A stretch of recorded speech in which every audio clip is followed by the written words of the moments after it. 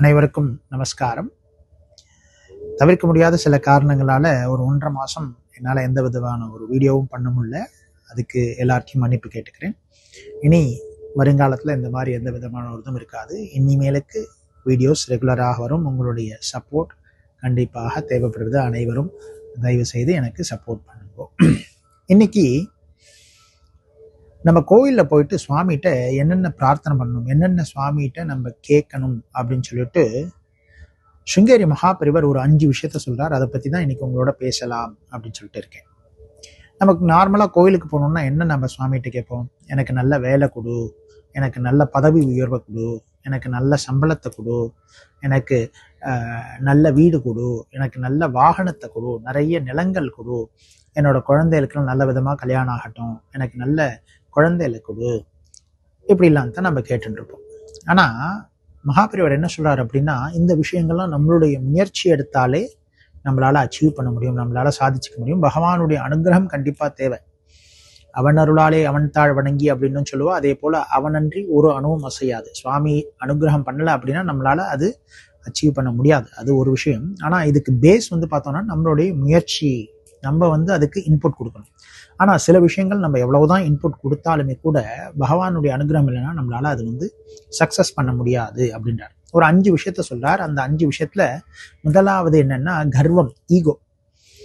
நம்ம இந்த கர்வத்தை விட்டு வெளில வரணும். அதாவது நான் இதை செஞ்சிருக்கேன், நான் இதை சாதிச்சிருக்கேன், என்னாலதான் இது நடந்தது, நான் இல்லைன்னா இது எதுவுமே நடந்திருக்காது, நான் தான் இதை அச்சீவ் பண்ணியிருக்கேன், வேற யாரும் இதை பண்ணல அப்படின்ற அந்த கர்வம் நம்மளை விட்டு என்னைக்கு போறதோ அன்னைக்கு தான் நமக்கு வாழ்க்கை நன்னா இருக்கும் அப்படின்றார் மகாபெரிவர். இந்த கர்வத்தை நம்மளால வெளில துரத்த முடியாது. இந்த கர்வத்தை நம்மளுடைய பகவானுடைய அனுகிரகத்தினால தான் நம்ம இந்த கர்வத்திலேருந்து வெளில வரலாம் அப்படின்றார். அடுத்ததா 2வது விஷயம் என்ன சொல்றாரு அப்படின்னா ஆசை. ஒரு மனுஷனுக்கு ஆசைன்றது ஃபுல் ஸ்டாப்பே கிடையாது. ஒரு விஷயத்த நம்ம அச்சீவ் பண்ணிட்டோம் அப்படின்னா அடுத்தது, அது முடிஞ்சிடுச்சுன்னா அடுத்தது, அது முடிச்சுன்னா அடுத்தது. நான் இன்னைக்கு பைக் வாங்கியிருக்கேன் அப்படின்னா அடுத்து எப்போ கார் வாங்குவேன், கார் வாங்கினா அதுலேயே டாப் ஆஃப் த லைன் எப்போ வாங்குவேன், அந்த டாப் ஆஃப் த லைன் வாங்கினா அதை விட லக்ஸரி எது வாங்குவேன். இப்படி நம்மளோட விஷயம் போயிட்டே இருக்கும். இந்த ஆசைக்கு ஒரு அளவே கிடையாது. ஆசை பாட்டுக்கு அப்படியே இன்க்ரீஸ் ஆகிட்டே இருக்கும். நம்மளுடைய சோர்ஸ் இன்க்ரீஸ் ஆகிட்டே இருக்கிறப்ப நம்மளுடைய ஆசையும் அதை தாண்டி இன்க்ரீஸ் ஆகிட்டே இருக்கும் அப்படின்றாரு. அப்போ இந்த ஆசையை அறவே ஒதுக்கணும். இந்த ஆசையிலேருந்து வெளில வரணும்னா அது பகவானுடைய அனுகிரகம் மட்டும்தான் நம்மளால முடியும். அது இல்லாமல் நம்மளால அந்த ஆசையிலிருந்து வெளில வர முடியாது. அதுக்கடுத்து பார்த்தோம் அப்படின்னா 3வதா சொல்றார் திருப்தி, சாட்டிஸ்ஃபேக்ஷன். ஒரு விஷயம் நமக்கு கிடைச்சிருத்து, திருப்தி, அப்பா எனக்கு வயிறு நிறைய சாப்பாடு போட்டா இன்னைக்கு ரொம்ப திருப்தியா இருக்குன்னு அந்த ஒரு விஷயத்துல தான் சொல்லுவோம். வேற எந்த விஷயத்தையும் சொல்ல மாட்டோம். ஒருத்தவா நமக்கு சாப்பாடு போடுறா அப்படின்னா இன்னைக்கு நல்ல சாப்பாடு சூப்பரா இருக்கு, ஜம்முன்னு இருக்கு சாப்பாடு. இந்த சாப்பாடு சாப்பிட்றப்ப நம்ம என்ன சொன்னப்பா, அப்பா நல்லா திருப்தியா இருந்ததுப்பா, நல்லா சாப்பாடு போட்டப்பா அப்படின்னு. இந்த சாப்பாடு நல்லா இருக்குன்னு சொல்லிட்டு இன்னும் 2 நாளைக்கு சேர்த்து வச்சு நம்மளால சாப்பிட முடியாது. அப்ப அந்த திருப்தி யாருக்கு கிடைக்கிறதோ அவ வாழ்க்கையில சுகமாக இருக்கலாம் அப்படின்ற. பகவத்கீதையில கிருஷ்ண பரமாத்மா சொல்றார், எவன் ஒருவனுக்கு தன்கிட்ட என்ன இருக்கோ அதை வச்சு திருப்தி அடைகிறானோ அவனுக்கு சுகம், துக்கம், வெற்றி, தோல்வி எதுவுமே அவனை பாதிக்காது. அவன் ஒரு மகாத்மா அப்படின்றார் பகவத்கீதையில கிருஷ்ண பரமாத்மா. அடுத்ததாக பார்த்தோம் அப்படின்னா இரக்க குணம். தீயோர்க்கும் நன் செய்வாய் நன்னெஞ்சே. அதாவது நம்மளை யாரு தொந்தரவு பண்ணாலும் கூட அவளும் நன்னா இருக்கட்டும் அப்படின்னு சொல்லிட்டு பிரார்த்தனை பண்ணணும் அப்படின்னு சொல்லிட்டு சொல்லுவார்.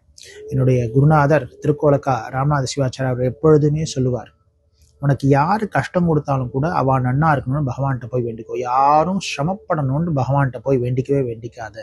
அதே மாதிரி ஒவ்வொரு பூஜை முடிகிறப்பும் லோகா சமஸ்தா சுகினோ பவந்து, சர்வே ஜனாகா சுகினோ பவந்து, உலகத்துல இருக்கக்கூடிய அனைத்து ஜீவராசிகளும் நன்னா இருக்கணும் அப்படின்னு சொல்லிட்டு பிரார்த்தனை பண்ணிக்கோ.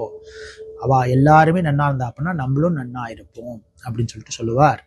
அப்ப அந்த இரக்க குணம் என்னோட குருநாதர் சொல்லிட்டார் அதனால எனக்கு வந்துருத்து அப்படிலாம் கிடையாது. நம்ம பகவான்கிட்ட போய் பிரார்த்தனை பண்ணுவோம், எனக்கு நல்ல இரக்க குணத்தை கொடு அப்படின்னு சொல்லிட்டு. அப்படி பிரார்த்தனை பண்ணாலே ஒழிய அந்த பகவான் அனுகிரகம் பண்ணலைன்னா நமக்கு அந்த இரக்க குணம் வர்றதுக்கு சான்ஸே இல்லை அப்படின்றார். அதற்கடுத்ததாக பார்த்தோம் அப்படின்னா என்னென்ன பார்த்துருக்கோம் நம்ம? இப்ப கர்வம் நம்மளை விட்டு போகணும், ஆசை நம்மளை விட்டு போகணும், நம்ம திருப்தி அடையணும், நம்ம கிட்ட இரக்க குணம் வரணும். அடுத்ததான் மோக்ஷம், சால்வேஷன். இந்த சால்வேஷன் யார் கொடுக்குறா அப்படின்னா பகவான் தான் கொடுக்குறார். வேற யாராலையும் கொடுக்க முடியாது. முக்தி நிலையை தரக்கூடியவர் பரமாத்மா அந்த சுவாமியாக இருக்கார். அப்படி நம்ம வந்து புனரப்பி ஜனனம் புனரப்பி மரணம் புனரப்பி ஜனனம் அப்படின்னு சொல்லிட்டு வரும். பிறக்கிறோம் இறக்கிறோம் அப்படின்னு தான் இருக்கும். நம்ம இந்த உலகத்துல பிறக்கிறப்பே நம்ம இறக்கக்கூடியதும் கண்டிப்பாக ஒரு நாள் இறக்கிறது கண்டிப்பாக உறுதியாகுது. இந்த சைக்கிள் அப்படியே போயிட்டே இருக்கிறது. புல்லாய் பூடாய் புழுவாய் மரமாகி பல்விருகமாய் பறவையாய் பாம்பாய் கல்லாய் மனிதராய் அப்படின்னு சொல்லிட்டு சிவபுராணத்துல வர்றது.